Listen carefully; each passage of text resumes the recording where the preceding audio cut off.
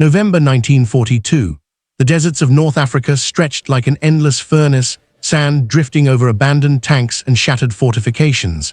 The Axis forces had fortified El Agheila, a key position on the coastal road, making it nearly impossible for the Allies to advance.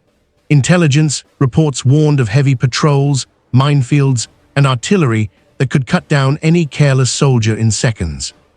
Among the British forces was Lieutenant David Stirling, a young officer whose reputation was quietly growing, not for brute strength, but for his ingenuity and audacity. Stirling understood that conventional assaults would cost too many lives. He believed a small, highly trained team could accomplish what entire battalions could not: strike the enemy deep behind their lines, disrupt command, and vanish without a trace. On the night of November 21, Stirling led 50 commandos on a mission that seemed impossible. They moved silently across desert terrain, guided by stars and maps sketched from aerial reconnaissance. Patrols and tripwires dotted the landscape, but Stirling's careful planning ensured they avoided detection. Every step was measured, every breath controlled. The men carried explosives, small arms, and communication devices, tools for precision destruction. Their objective was the Axis headquarters at El Agheila, a cluster of fortified tents and bunkers where German officers coordinated their desert campaign. Stirling and his men infiltrated the perimeter under cover of darkness, crawling over sand dunes and slipping past sentries. Each commando knew his role: sabotage, diversion, or lookout. The silence was deafening. One misstep could trigger a firefight that would end in disaster. At the heart of the camp, Stirling personally planted explosives on fuel depots and communication lines. The devices were timed to detonate simultaneously, ensuring maximum disruption. As he worked, he noted enemy soldiers patrolling mere meters away, unaware of the imminent catastrophe. The tension was electric, every heartbeat a countdown, every shadow a potential death sentence. Once the explosives were in place, Stirling signaled his men to retreat. They melted into the dunes like ghosts, leaving the camp seemingly untouched until the timed explosions erupted. Fires and detonations ripped through the Axis camp, destroying fuel, vehicles, and communication equipment. Officers ran in confusion, artillery misfired, and panic spread like wildfire. By dawn, Stirling's small force had vanished into the desert, leaving chaos behind and achieving a result that conventional forces could not. The mission, later called the first successful raid of the Special Air Service, SAS, would become legendary for its combination of planning, precision, and daring, showing that intelligence and strategy could outmatch sheer numbers. Stirling returned to his unit, exhausted but exhilarated, knowing that the ripple effects of the raid would reshape the North African campaign. But the mission was only the beginning. The enemy would adapt, countermeasures would increase, and the next operation would test both his genius and his men's courage in ways even this first daring raid could not predict. The desert sun rose mercilessly over El Agheila, painting the sand gold and red. The Axis forces were scrambling to regroup, but Stirling's raid had thrown their command into chaos. Yet the victory came with a dangerous twist. A patrol had spotted traces of the commandos' movement, and soon a German squad began tracking their escape across the dunes. Lieutenant Stirling understood immediately that the mission was far from over. A retreat in a straight line would be suicide. He gathered his team in a small dune hollow, shielding them from sight.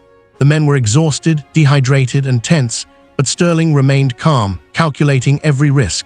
Using the minimal intelligence they had gathered from the raid, he devised a new escape route through the desert, one that exploited natural ridges, dry riverbeds, and shadows of crumbling fortifications.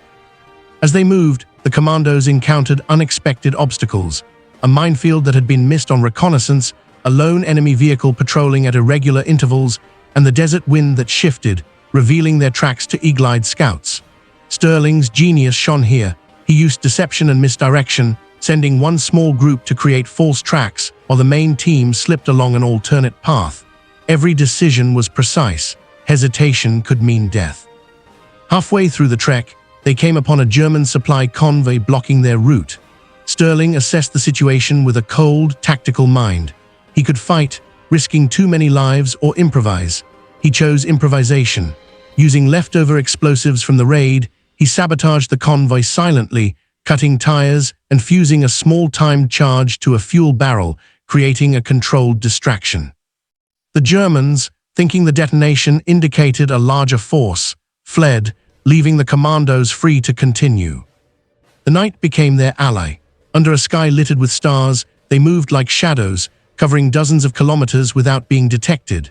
Stirling's careful packing and knowledge of enemy patrol patterns ensured no skirmishes slowed them down. By dawn, the small team had reached a prearranged rendezvous point, a neutral area controlled by Allied reconnaissance units. They were battered, dehydrated, and hungry, but alive, and the intelligence they carried from their raid was intact. Stirling's tactical brilliance had turned a potentially disastrous situation into another victory.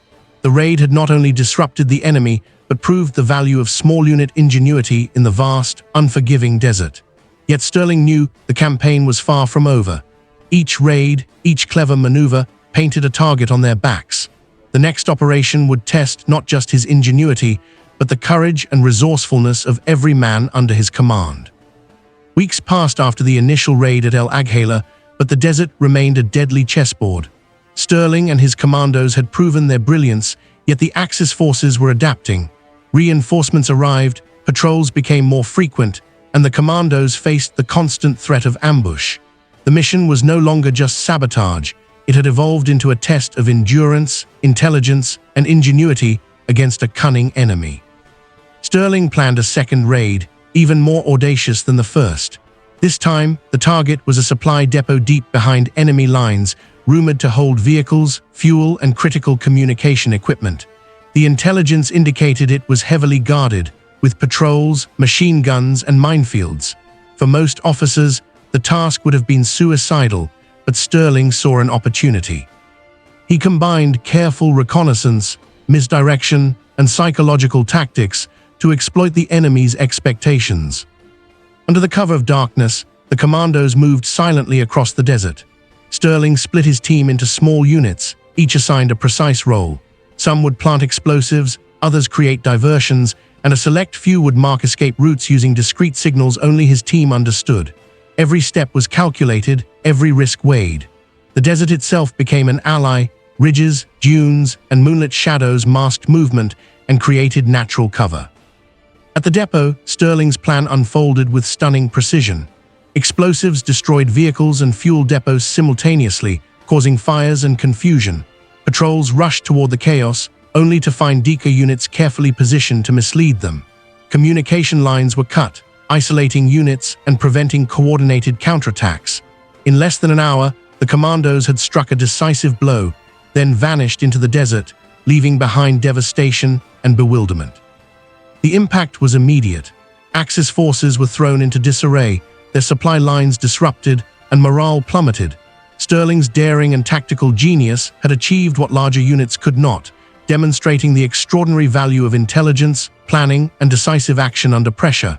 His raids became legendary, forming the foundation of the newly formed Special Air Service, SAS, a unit defined by cunning, speed, and ingenuity.